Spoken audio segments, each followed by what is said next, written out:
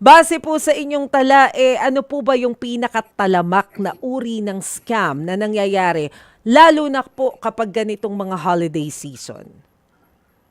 Well, even before pumasok yung December, no, Maricel, Mm. naglabas tayo ng 12 scams of Christmas sa tulong ng ating mga private partners. Andyan po yung Scam Watch, andyan din po yung Google Look, andyan din po ang Meta. Kasama rin po natin dyan yung mga partner law enforcement agencies natin. Andyan po ang PNP, NBI.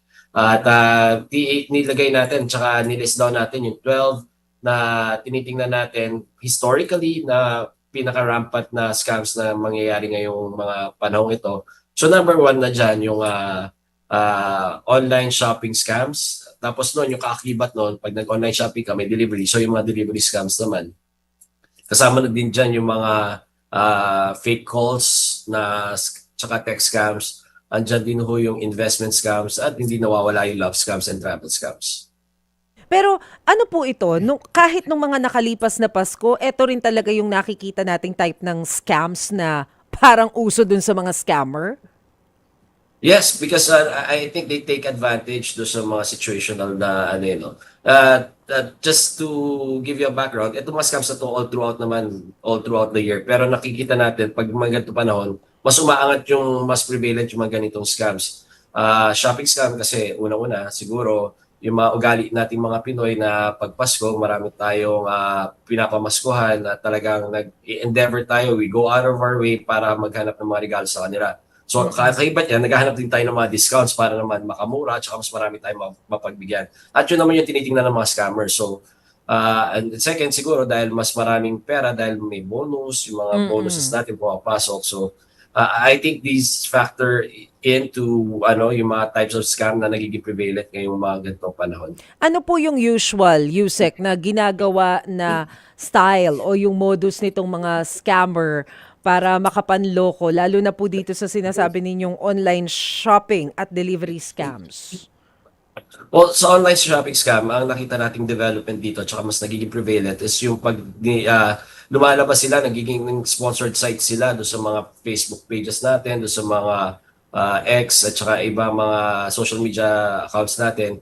Lumalabas sa mga feeds natin at unusual na pangakit nila, parang sobrang absurd na discounts or mga promos nila yung buy one take 10, Mm. 80% discount, 'di ba? Yung mga iPhone 20,000 na lang, 30,000 na lang. So tayo naman naiengganyo or naku-curious, more of the former na naiengganyo, kiniklik natin yung link na yun. Tapos doon, hindi Mm. tayo dinadala, halimbawa, kahit nakalagay doon yung mga, ang tawag doon, yung mga verified at saka mga legitimate shopping networks, hindi tayo dinadala doon eh. Dinadala tayo doon sa mga web-based na scam sites. Oh. So, doon tayo dinadala. Tapos yun, it's either na-fish yung information natin, yung mga personal information natin, or mas malala yung mga na-scam talaga tayo doon sa mga pera natin kasi nagpo-process tayo ng payments through online. Hala, teka lang Yuse, kasi kung 'di ba sabi mo halimbawa kung ikaw nagche-check ng Facebook, biglang lumabas doon dahil nga naghanap ka nasa algorithm mo 'yun.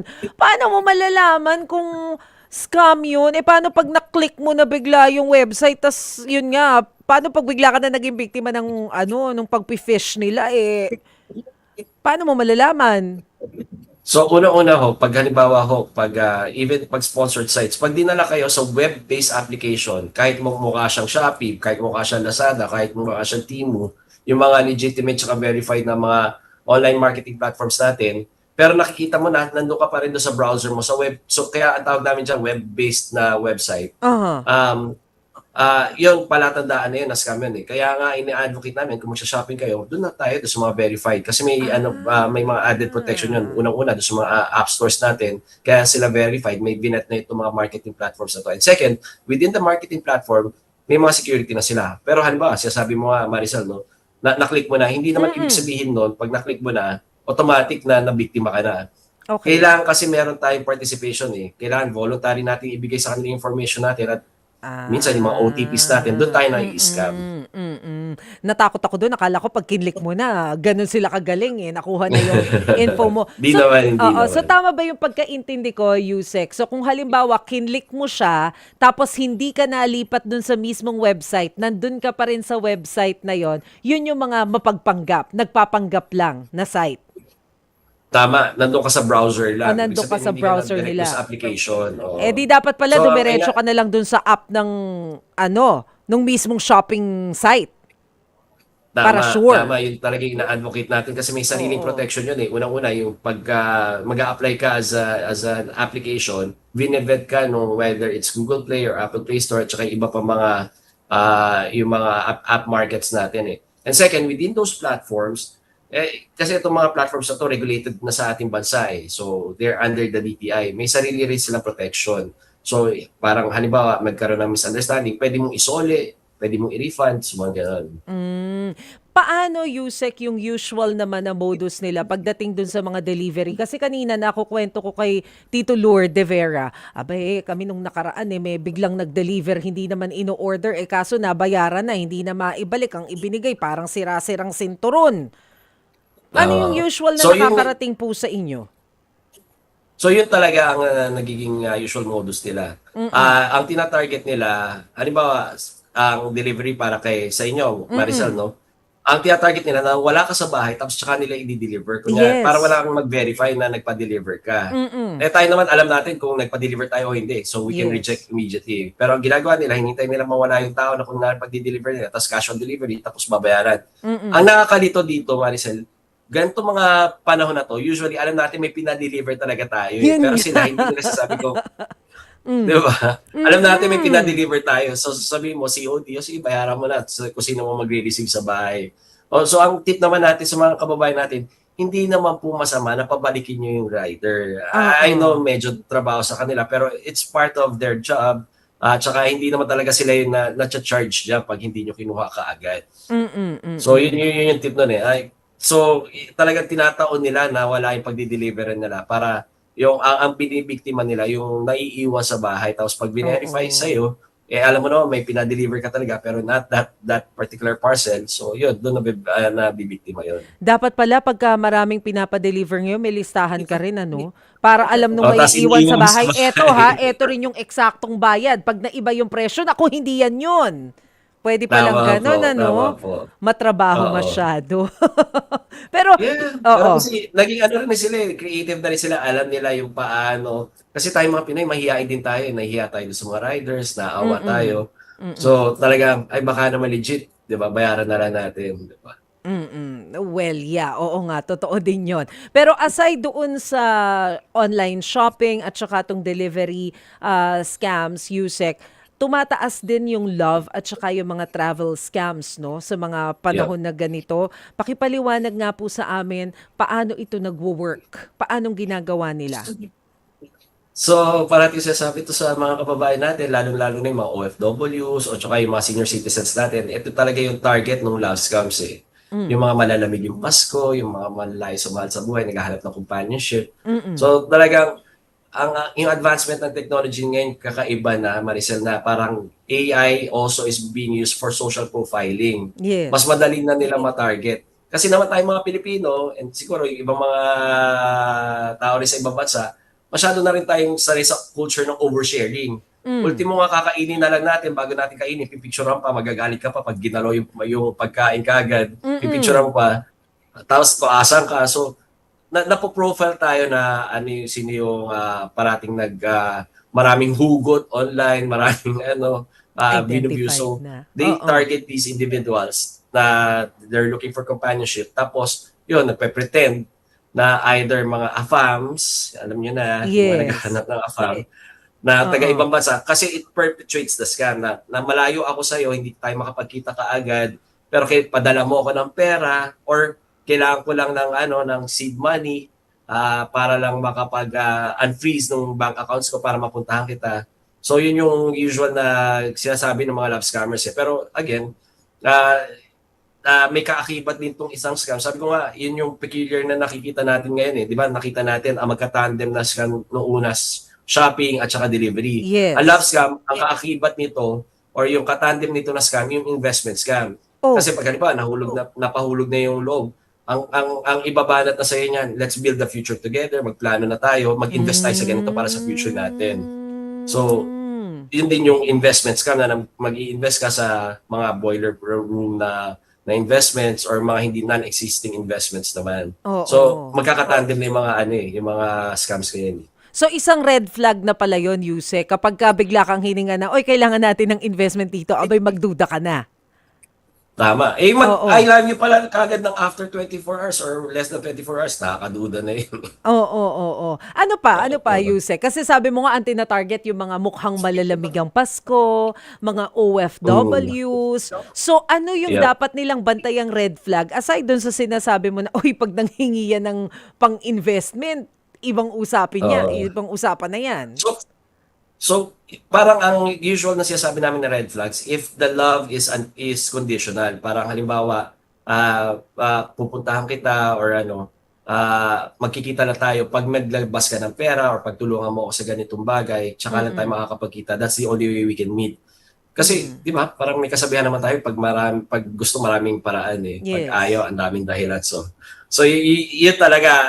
Alam mo, we're trying to convey yung mga messaging natin pagdating sa paano i-prevent yung scam doon sa alam na lingwahe ng mga kababayan natin. So, yung para hindi ho tayo mabiktima ng mga love scams ngayon, basta kailangan unconditional yung pagmamahal sa inyo na walang kondisyon, basta gusto kayo makita, ay hayaan nyo silang gumawa ng paraan para kitain kayo or patunayan yung totoo yung pagmamahal nila sa inyo.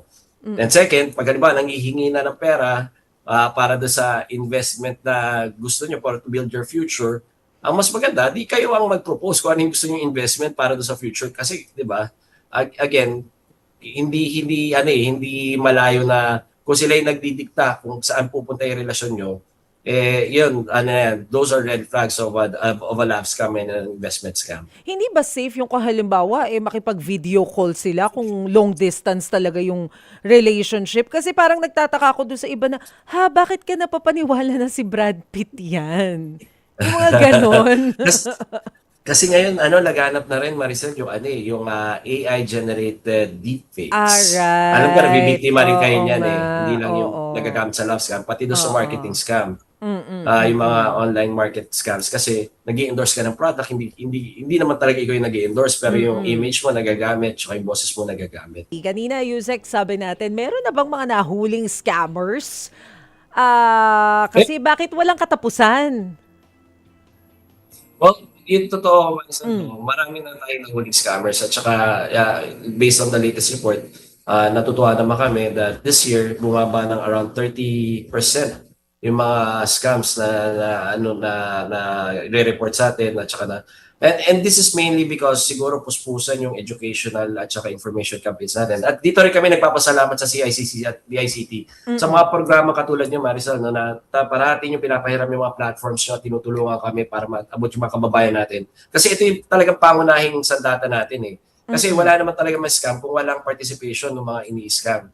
So, kung balik tayo sa tanong mo, may mga nahuli tayo, may mga na-prosecute na tayo, at may mga nakulong na. Pero karamihan kasi ng mga nang-i-scam sa atin, just to give you an idea, nanggagaling sa ibang bansa. So talagang yun yung ina-exploit nila, yung talagang nagiging problema natin, yung jurisdictional challenge natin. Right. For example, dito, may nahuli tayong scam hub, parati kong ginagawang example to, ang na-charge lang natin, violation ng mga permits, kasi yung mga binibiktima ng mga scam hubs dito sa Pilipinas, nandun sa South Africa. So hindi naman makapunta yung mga taga South Africa dito para magreklamo na na-scam sila. In the same vein, yung mga kadalasan ng mga scam hubs na nakikita natin dito, nakikita natin sa mga bansa Cambodia, Bangladesh, and surprisingly, pati yung UAE is emerging country when it comes to hosting these scam hubs. So kumbaga, di pala sila mahahabol, nasa ibang bansa, yun ang problema. Ano po? Kaya nga Oo. puspusan din yung CICC at DICC na umattend. Kaya nga minsan makikita nyo kami at minsan akala nyo pabanjing-banjing lang kami sa ibang bansa para talaga pinapalakas natin yung cooperation natin with other allied countries. Kasi yun lang yung paraan eh. Kasi whether you're first world country or third world country, pare-pareho tayo nabibiktima ng scams at wala tayong magawa because they're exploiting this jurisdictional challenge. And unless we come together to form a universal policy and law that would allow us to prosecute cross-border, mahihirapan ho tayo pare-pareho. Yun yung ginaano namin. Yusek, meron po kayong inilunsad na scam safe platform. Pakipaliwanag nga po, Yep. ano po itong scam safe platform? Ano po yung objective nito? Well, two-tier objective to eh. Unang-una, syempre, yung Scam Safe platform para ho may information drives tayo paano ho hindi mabiktima ng scam. So, ginagather natin yung data from other partner agencies at saka yung mga private sector partners natin. Tapos tinitingnan natin yung best practices. Tapos yun yung inaano natin, fino-forward natin at saka yun yung pinapakalat natin sa ating mga kababayan. Pero ang pinaka-importanting function ho ng Scam Safe is yung consolidated database ng iba't ibang mga ahensya ng pamahalaan at saka ng private sector pagdating doon sa mga reports at saka mga scams para makita natin yung true landscape ng cybercrime dito sa ating bansa. At second is para ho yung pag may nire-report kay number tapos because we partnered up with GoGoLook, makikita nyo kaagad. Halimbawa may tumatawag sa inyo, mag-download kayo nung application na yon. Makikita nyo pag tumatawag sa inyo, meron na kaagad logo, possible scam, suspected scammer, mga gano'n na kaagad. So yun talaga yung layunin para mabawasan yung scam pag may tumatawag or may magte-text sa inyo. Ayos yun malaking tulong. Pero panghuli na lamang po, Yusek, kung meron pong nabibiktima ng scam, ano po yung dapat nilang gawin? Paano po sila dapat o saan sila dapat maghain ng complaint? Nako, ito ho, maganda hong tanong yan, Ma'am Maricel, no? Unang-una ho, ang gusto ko yung linawin, kahit hindi kayo nabiktima at tinangka kayong biktimahin, ito yung pinaka-importante. Kailangan ho i-report nyo sa amin sa CICC, sa hotline 1326 natin. It's just 4 numbers, parati ho may sasagot sa inyo yan. Binuksan na rin namin yung mga social media pages namin. Hanapin nyo lang yung Cybercrime Investigation and Coordination Center. Pwede ho, may chatbot tayo dyan na pwede nyo pagsumbungan.